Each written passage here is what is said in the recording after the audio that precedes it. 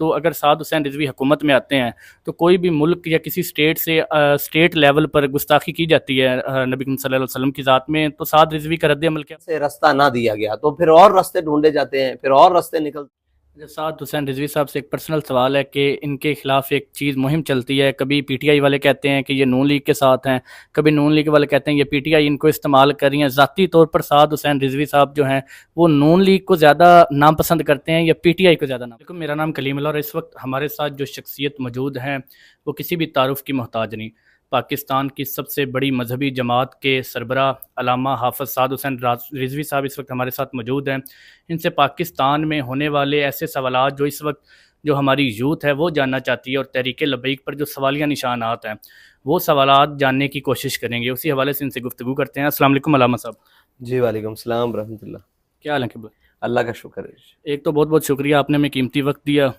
और मेरा पहला सवाल ये है कि अल्लामा साहब, जो यूथ है जिस हम एजुकेशनल सिस्टम में परवान चढ़ते हैं उसमें हमें समझाया जाता है कि आपने मज़हब से बालातर होकर सियासत करनी है।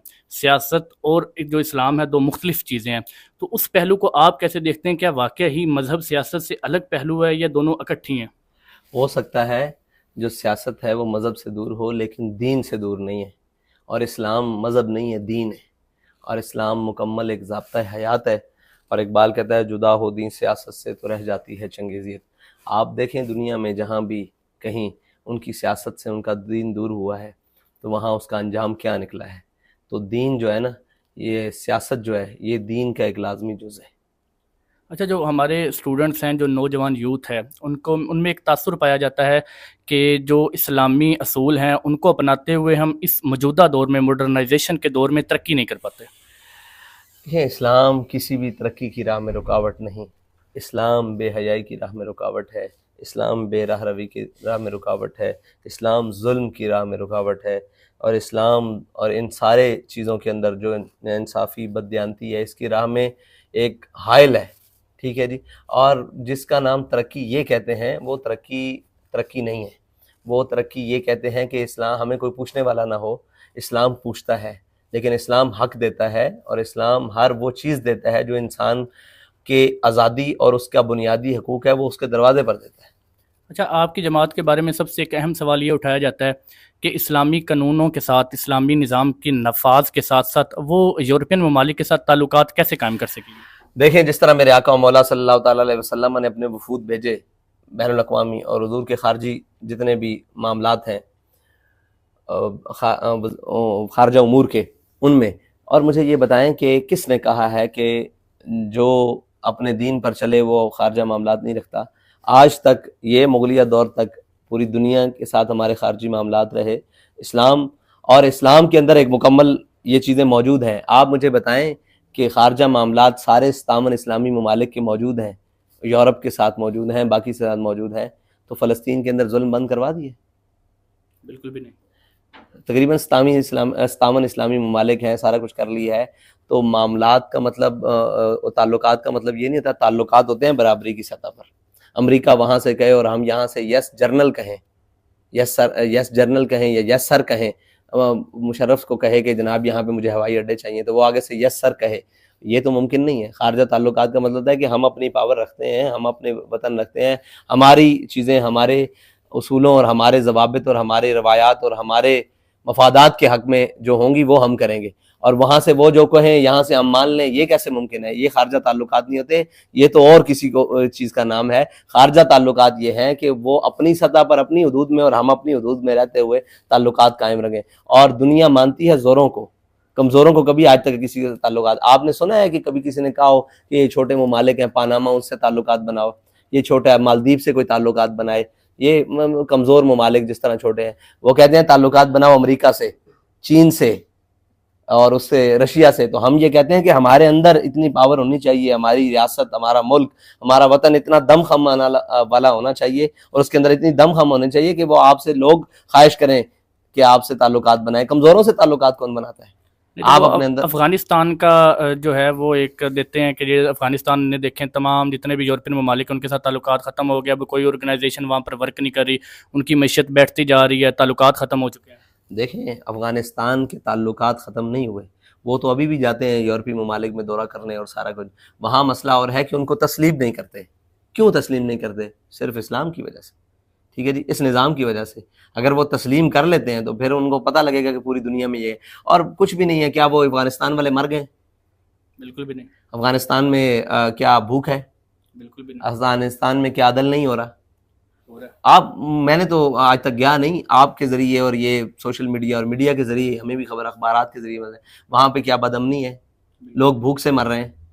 वहाँ क्या अपने हकूक़ के लिए उन्हें कोई चीज़ नहीं मिल रही? तो जब मिल रही है तो वो ताल्लुकात भी बना लेंगे, लोग उनके कदमों में भी आ जाएंगे जब वो अपने मुल्क को संवार लेंगे। अच्छा, जो बाकी पार्टीज़ के वर्कर हैं उनसे जब सवाल होता है कि आप तहरीक लब्बैक को वोट क्यों नहीं देते, तो वो कहते हैं कि ये थोड़ी सी शिद्दत पसंद या इंतहा पसंद जमात है। ये हर वक्त ये कहती है एटम बम चला दिया जाए या किसी मुल्क पर हम हमला कर दें। तो अगर साद हुसैन रिजवी हुकूमत में आते हैं तो कोई भी मुल्क या किसी स्टेट से स्टेट लेवल पर गुस्ताखी की जाती है नबी करीम सल्लल्लाहु अलैहि वसल्लम की ज़ात में, तो साद रिजवी का रद्द अमल क्या होगा? साद रिजवी का रद्द अमल वही होगा जो बाबा जी ने कहा है कि हाँ, हमारी हर उससे जंग होगी जो हमारे आका और मौला सल्लल्लाहु ताला अलैहि वसल्लम के खिलाफ बकवास करेगा।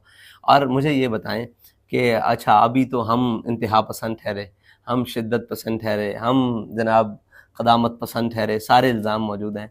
आप तो बड़े अमन पसंद हैं। फ़लस्तीन के अंदर उन मुसलमानों को ज़िबा होता देखते रहे, ये अमन पसंदी है?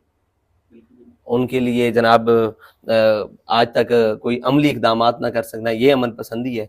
इस तरह के अमन पसंदों की बारी भी जल्दी आ जाएगी। हम इंतहा पसंद सही, लेकिन हम हक बात तो करेंगे हम तो। और दूसरी बात ये कहते हैं कि जिसने हमारी हिफाजत करनी थी, जिसको हमने रखा हुआ है और इस्लामी दुनिया का इस्लामिक एटम बम कहते हैं, मुझे ये बताएं कि आप उसके ज़रिए कोई मुसलमानों पर जुल्म भी बंद नहीं करवा सके, तो क्या आप ये ख्याल करते हैं कि कल को वो आपको छोड़ देंगे? बारी उन्होंने सबकी लगाई हुई है, बारी बारी। इराक आ गया, लीबिया आ गया, अफगानिस्तान आ गया, शाम आ गया, बर्मा आ गया, चेचनी आ गया, बोस्नी आ गया, फ़लस्तीन आ गया, लेबनान आ गया, उसके बाद सीरिया आ गया और अब यमन आ गया। तो बारी तो सब मुसलमानों की। उनके नज़दीक ये नहीं है कि कौन क्या है, उनके नज़दीक ये है कि तुम कलमा क्यों पढ़ते हो।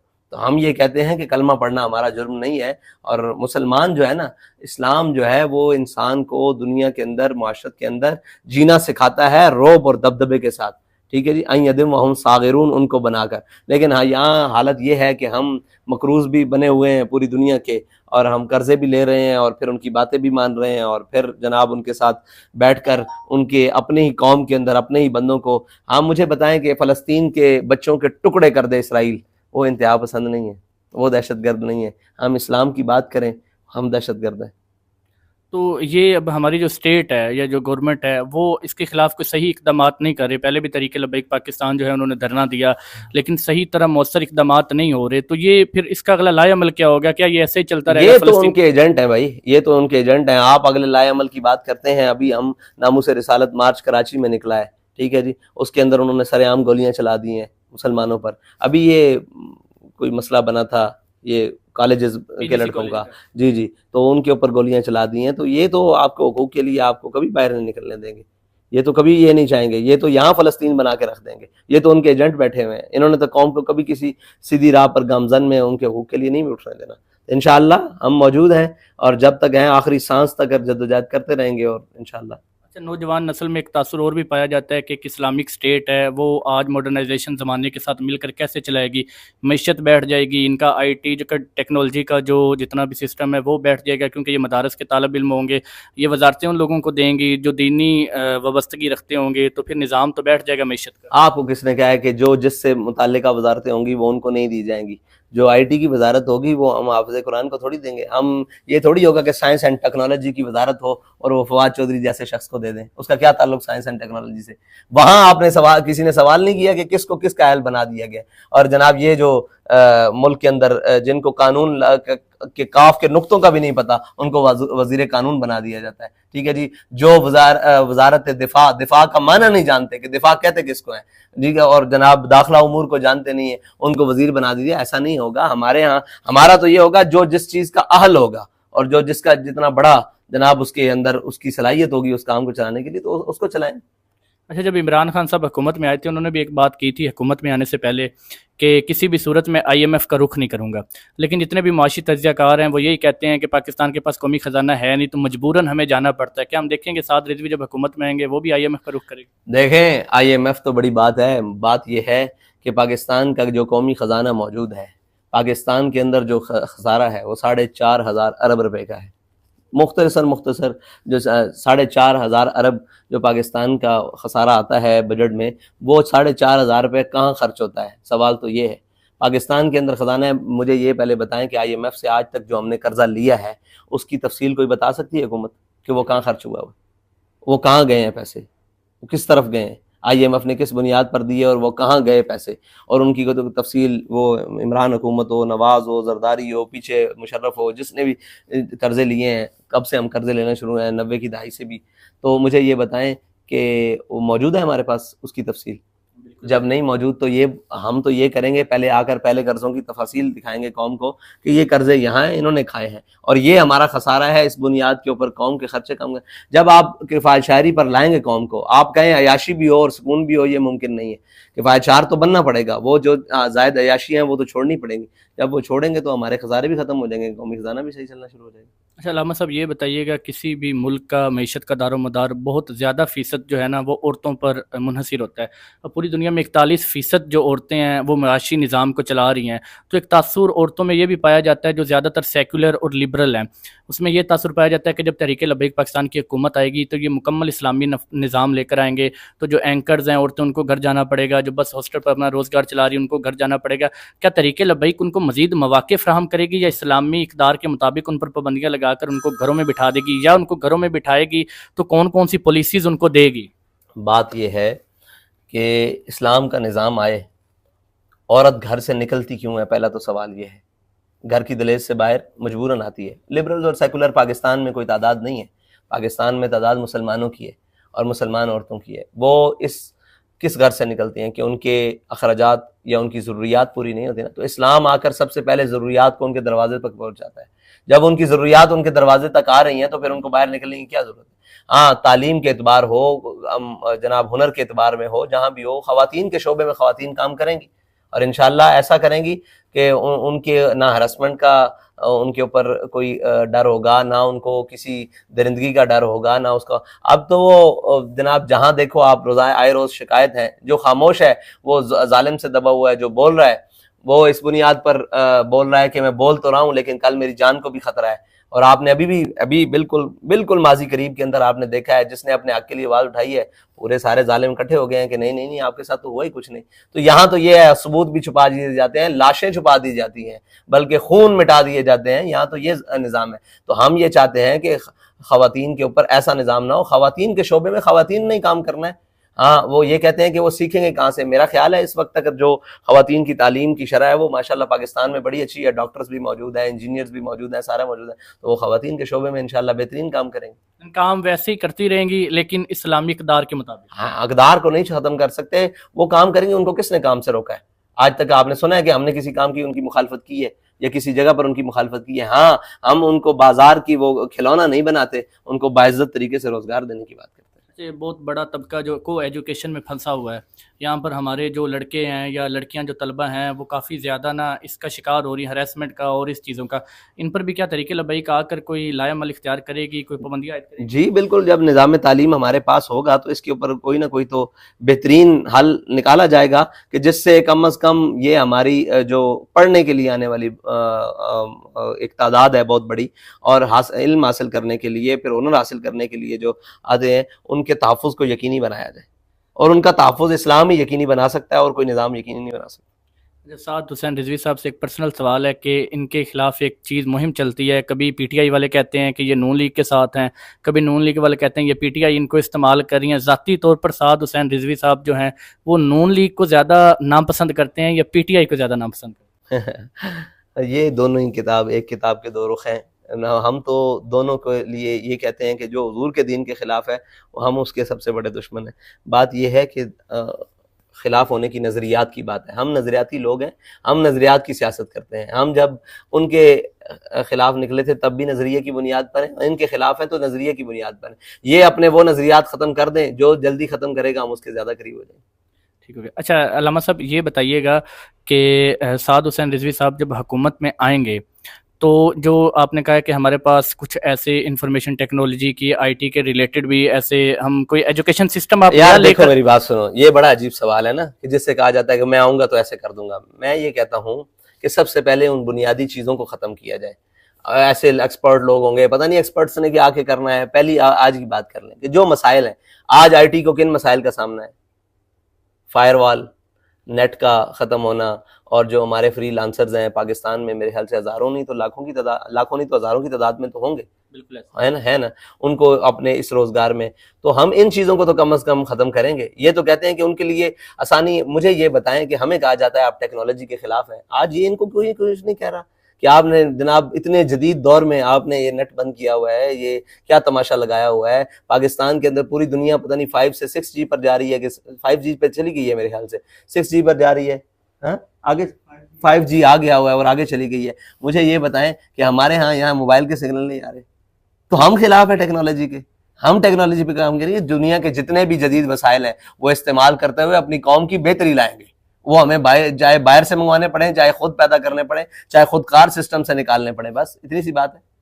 अच्छा अलामा साहब ये बताइएगा, 2018 का जो इलेक्शन था उसमें तहरीक लब्बैक को 1 साल हुआ था, जमात तश्कील दिए, उनको 22 लाख वोट पड़े। उसके बाद अब 2023 में 24 में जो इलेक्शंस हुए हैं, इसमें उतनी ज़्यादा डबल वो जो वोटर की तादाद थी वो डबल नहीं हुई। एक धांधली तो एक बड़ा फैक्टर, ये सब जानते हैं। उसके साथ साथ क्या तहरीक लब्बैक पाकिस्तान से कुछ ज़ाती भी गलतियाँ ऐसी हुई हैं जिस वजह से उनको वोट कम पड़ा हो? देखो मेरी बात सुनो, 2018 में जो इलेक्शन हुआ ना, हमारे वोट की तादाद तब भी 22 लाख नहीं थी। अब 2024 का जो इलेक्शन हुआ है, ये तादाद अभी हमारी नहीं है। पाकिस्तान में इलेक्शन हुए कब है? आप ये समझते हैं कि जो तहरीक लब्बैक का वोट शो किया जाए ये वोट है पाकिस्तान के? ये तो पूरे मैं समझता हूँ ये 5 जिलों का भी वोट नहीं है। जो बड़े जिले हैं ना पाकिस्तान के, ये उनका भी वोट नहीं है। हर एक को पता है कि पाकिस्तान की हर गली कूचे में, हर शारा दस्तूर और जनाब हर गांव कस्बे में तहरीक लब्बैक की नुमाइंदगी है। ठीक है, इतनी बड़ी नुमाइंदगी के बाद इतने से वोट का सामने आना, ये बताता है कि ये बदनीयती पर मबनी है। और मुझे ये बताएं कि जीतने वाले मुतमईन है कि वो इलेक्शन से जीते? बिल्कुल भी नहीं। तो हारने वाले मुतमईन है कि हमारे? बिल्कुल नहीं, तो इलेक्शन हुआ ही नहीं है।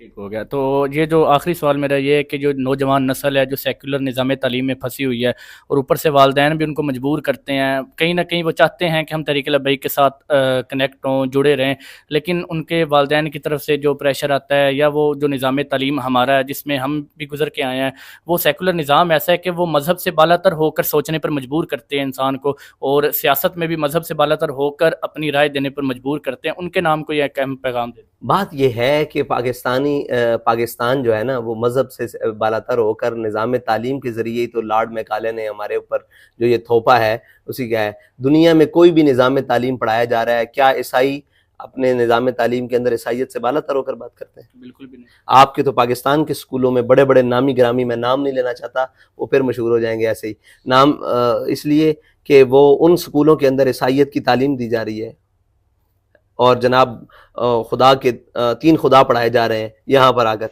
वो वहां से आकर अपना निज़ाम तालीम देकर बच्चों को ये आपके तालीम दे रहे हैं। और हम इस्लाम और दीन की बात करें तो हम जनाब ये कहते हैं कि जनाब ये हमारा पूरा निज़ाम तालीम और इस वक्त पूरा निज़ाम मुल्क का वो गैरों के हाथों में जकड़ा हुआ है।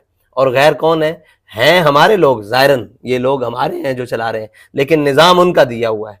कुछ यूरोप का दिया हुआ है, कुछ जनाब यूरोपीय यूनियन का मिलकर दिया हुआ है, कुछ अमेरिका का दिया हुआ है। यहाँ एक मुरक्कब खास बना हुआ है, जिसका जो दिल करता है वो एक उठता है, वो कोई चाइना से कोई चीज़ ले आता है।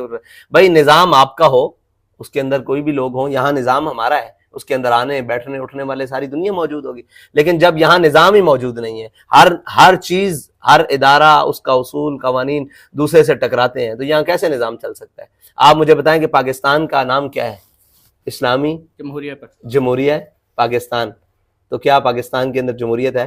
बिल्कुल भी नहीं। इस्लाम है? बिल्कुल भी नहीं। अल्हम्दुलिल्लाह पाकिस्तान तो है ही। फिर अच्छा ये बताइए कि अभी आपने बात की कि धांधली के हवाले से बात की, और साथ बात की कि निज़ाम जो है दिया हुआ उनका है, चला हम हमारे जैसे लोग रहे हैं, तो ये निज़ाम बदलेगा कब? क्या ऐसे ही हर दफ़ा इलेक्शंस में टीएलपी के साथ धांधली होती रहेगी? क्या ऐसा ही निज़ाम हमेशा के लिए चलता रहेगा? निज़ाम बदल जाएगा अगर इलेक्शन, देखें अगर इलेक्शन से रास्ता ना दिया गया तो फिर और रास्ते ढूंढे जाते हैं, फिर और रास्ते निकलते हैं, फिर आखिर किसी भी चीज़ ने, अपने जुल्म ने आखिर अपनी इंतहा को पहुंच के ख़त्म होना होता है।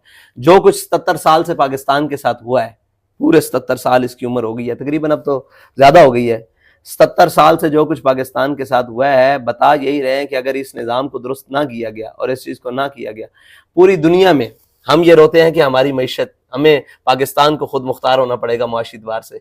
पाकिस्तान के अंदर तो कोला बनाने वाले शख्सियत और कंपनियों को उठाकर बंद कर दिया जाता है और बाहर से लंडे के जनाब बर्गर और कोला को लाकर उनको फरोख्त किया जाता है, और उसके फरोख्त करने वाले हमारे बड़े बड़े मुल्क के जिम्मेदारान होते हैं और नामी गिरामी लोग होते हैं, क्योंकि उनके पास फ्रेंचाइजें हैं। लिहाजा पाकिस्तान के अंदर ये जनाब जो मकामी मसनूआत हैं उनको पनपने से रोका जाता है। तो मुझे ये बताएं कि पाकिस्तान की मैशत इससे ठीक होगी? पाकिस्तान की जमीन बेच कर, इसकी लैंड बेच कर कब तक कौम अपनी आंखों में धूल डाल कर पाकिस्तान, कब तक ये तमाशा चलता रहेगा? आखिर तो इसको, ये मुल्क है, आखिर कब तक ये अपने बिसात पर आज खाते रहेंगे? आखिर हमें इसका जवाब तो देना पड़ेगा। अगर हमने जो इलेक्शन के जरिए कौम को उसका हक ना दिया तो फिर कोई और कौम तरीका ढूंढ लेगी, उससे अपना हक लेगी। जिस तरीके की आप बात करें, जैसे कि इमरान खान जो है वो फौज के जरिए ही आया, अब एस्टेब्लिशमेंट के खिलाफ बोल कर ही जेल में और दोबारा उसी रास्ते से आना चाहता है, क्या साद रिजवी भी कभी एस्टेब्लिशमेंट का रुख करेगा हुकूमत में आने के लिए? अगर हमने करना होता तो हमारे पास बड़े मौके थे, हम कभी नहीं करेंगे। देखें, उनका काम नहीं है ना ये। अगर उनका काम होता तो हम कब तक उनका रुख कर चुके होते।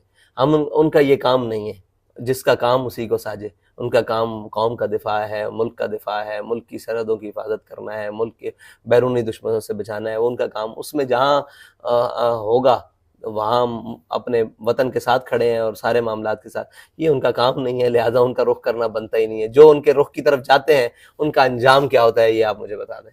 आज तक जिन्होंने उनके रुख किया है, वो कोई भी पार्टी हो, पाकिस्तान का अंजाम, उसके बाद उन अंजाम क्या हुआ है? क्या आप समझते हैं कि पाकिस्तान के हालात आज 98 से बेहतर हैं, 92 से बेहतर हैं, 2008 के इलेक्शन से बेहतर हैं, 13 से बेहतर हैं, 18 से बेहतर हैं, 24 में तो हम बैठे हुए हैं।